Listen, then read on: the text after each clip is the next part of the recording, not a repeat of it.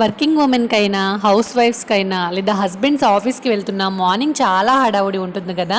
అలాంటప్పుడు మనకి ఏ బ్రేక్ఫాస్ట్ అయినా త్వరగా అయిపోవాలని చూసుకుంటూ ఉంటాము.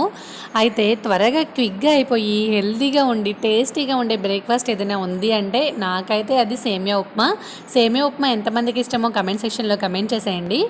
చూడండి, సేమియా ఉప్మా పొడి పొడిగా రావాలంటే నేను ఒక చిన్న టిప్ చెప్తాను. అదేంటి అంటే ఫస్ట్ సేమియాని ఫ్రై చేసుకోవాలి. చాలామందికి తెలిసే ఉంటుంది, తెలియని వాళ్ళు కూడా ఉంటారు కదా, అందుకని చెప్తున్నాను. అలాగే 1 కప్ సేమియాకి 2 కప్స్ వాటర్ వేసుకుంటే పర్ఫెక్ట్ కన్సిస్టెన్సీ వస్తుందన్నమాట, పొడి పొడిగా వస్తుంది.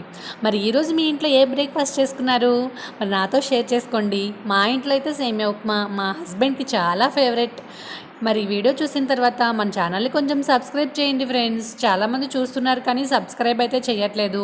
మరిన్ని ఇంట్రెస్టింగ్ రెసిపీస్ కోసం ఛానల్ సబ్స్క్రైబ్ చేయండి. Thanks for watching.